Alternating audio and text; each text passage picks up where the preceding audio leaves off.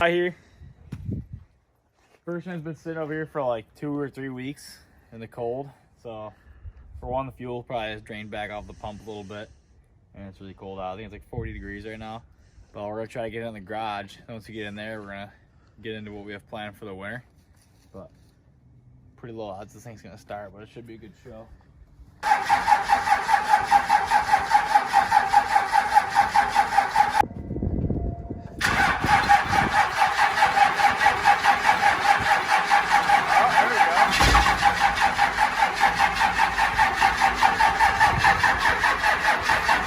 She wants it.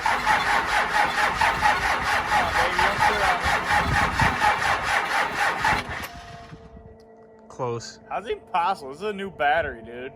Freaking Walmart Garbo. Alright, take 25.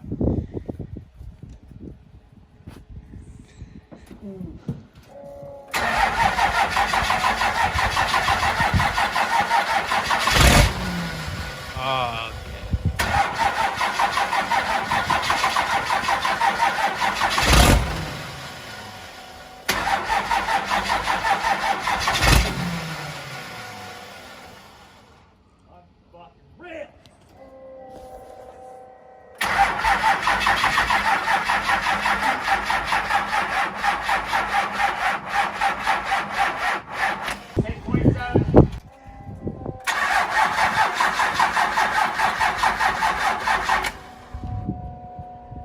baby.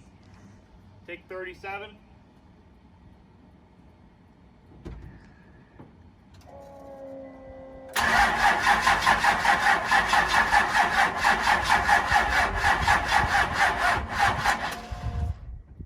I'm getting work.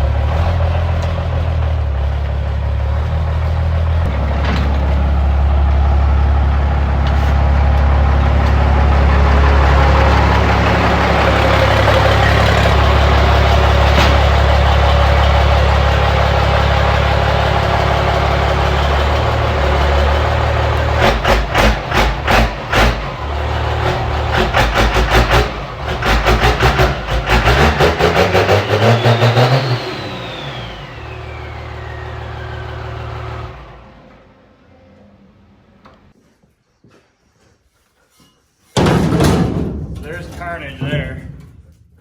The shaft just freaking whip.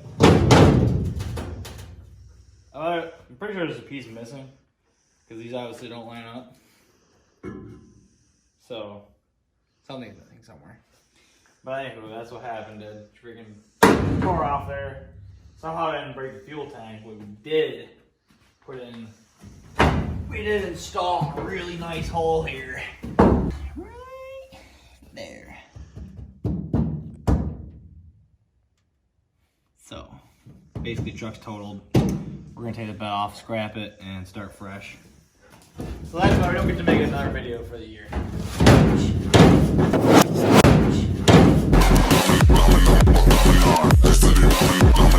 I'm pretty sad about it because I was gonna do like a sick full Sendy video, but no full Sendys. So motor survived the season.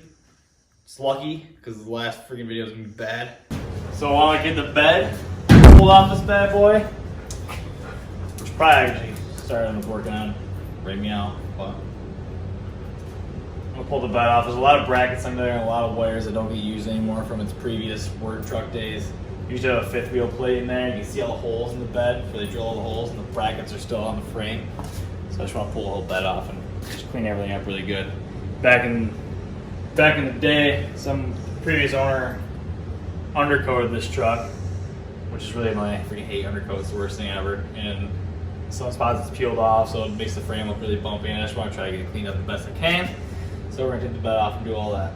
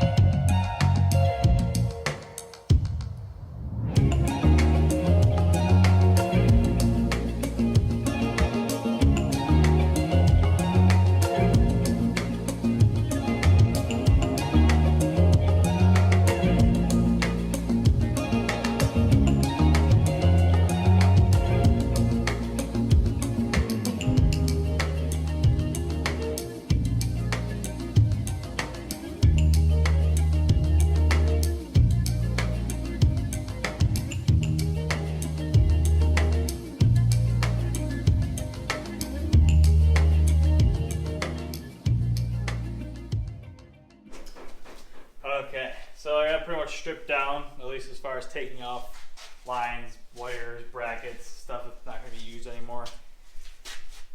Now the next step is going to be for the frame anyway, to get outside and get it power washed up really good. We're going to have to add in supports here and there. We still got to figure out where we're going to put in tranny coolers, if we're going to run a fuel cell or try to run our factory fuel tank. Everything's up in the air. It's a disaster. But for now, this is cleaned up. And probably have to weld in for our drive shaft loops, stuff like that. But everything's just up in the air. Just gotta figure a bunch of stuff out. But all the stuff on the ground down here, these brackets and all undercoating started peeling off. frame just looks so bad because of all that undercoating. It looks terrible right now. It's ridiculous. But once we get it cleaned up, we should be looking pretty cherry. But I want to get all this stuff off the floor, freaking dirt, all the undercoating, all these brackets, put it in a bucket. I want to see what it weighs real quick. Got it. Okay. All right. So we just finished cleaning up our mess. We got a bucket of Garbo. We got our nice scale here. Zero it out with 2x4 so we can make sure we get the weight on the red center. Let's see what we got here. Oh, dang it.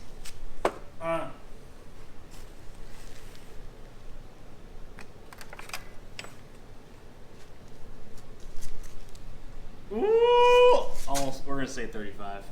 35 all day. Well, let's say 34 because of the bucket. Breathing the bucket. So, that's a freaking huge difference, but just 30 pounds alone on just useless garbage in the frame, it's definitely unneeded weight. Okay. Alright, so we push her back here in the corner and time out. So the more I think about it, we're not gonna go crazy with the motor, but we'll get to that when we get up there. So for the back, what I know I'm doing, we're debating on swapping axles. Kind of a pain, so I think I might just deal with this one for now. Instead of trying to make up for it on the 60 foot, we'll try to make up for it on the top end with more power, because having those low gears is, or that tall gear is really nice for highway driving and stuff and cruising around. But next step, I guess, would be to get tranny coolers and start figuring out where we're going to mount everything. I was debating on putting them over here, or if we're going to end up going back there at the back of the frame, but we might put a hitch in someday because we've always contemplated maybe trying to enter in DPC, but everything's way up in the air right now.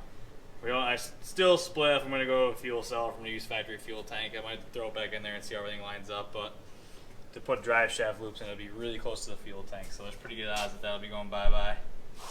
Also contemplating possibly even cutting some of the bed out just to save weight, because I guess, judging from what Matt over here said, his second gen bed, they could pick up 2 people, and we needed 4 people to pick up that one. It was still a struggle, so maybe we'll cut some weight out of that. I don't know yet.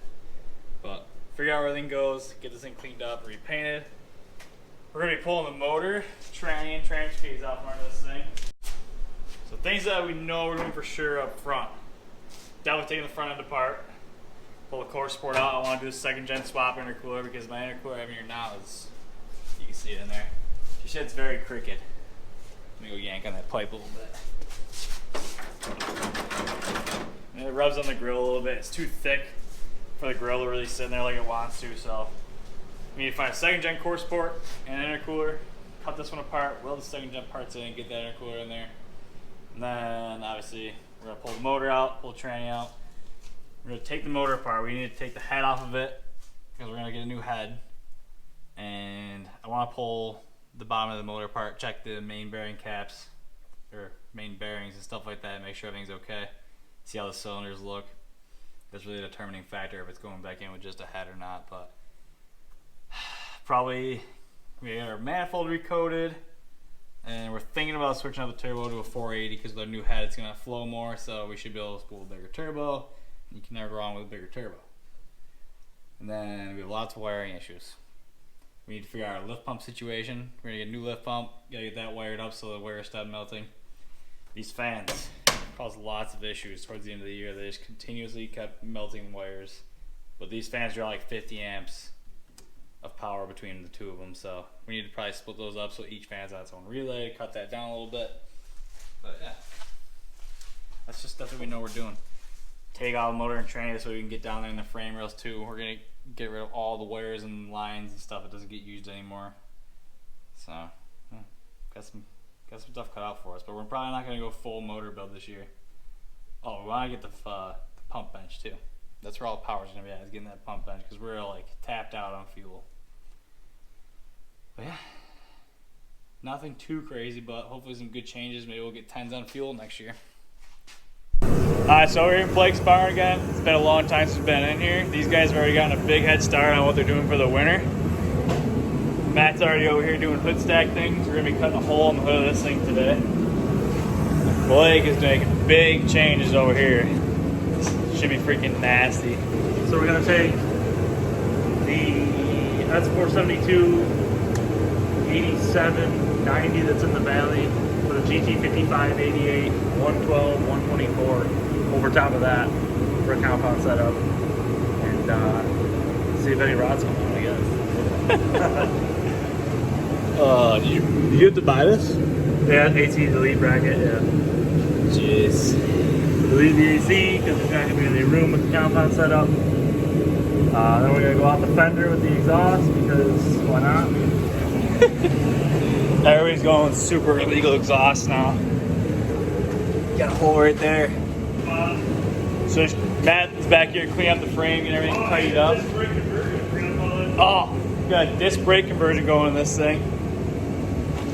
Got some QA1, single adjustable shocks you're gonna be putting in there. And then that's pretty much cleaning everything up. So QA1s, disc brake conversion. Oh, you're going to a single leaf too, right? These are sick. Let me see those. These are freaking beef. These get welded on or bolted on this kit? What caliper is that? Is that for a fender? I'm not sure what it comes off of. Yeah, some pretty serious stuff going on over here. And the barn is like 10 times better than what they had out here last year. We got insulation in the ceiling, got sealed up walls somewhat. We got Tyvek on the outside and lights in the ceiling, so it's a lot brighter. Freaking awesome. Time to start ruining Matt's hood. Ooh! Spray foam. Sweet. Alright, now to Now you can fit a 12-inch hood stack, dude. There's fabbing skills on this thing too. Such a beautiful weld. Only the first gen could get that kind of treatment.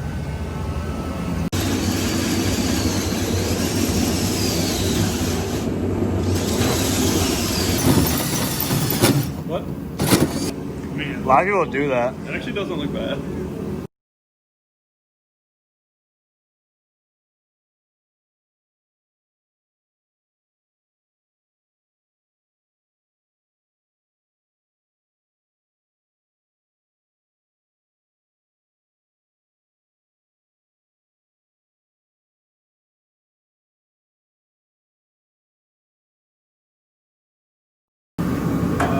Want to do that?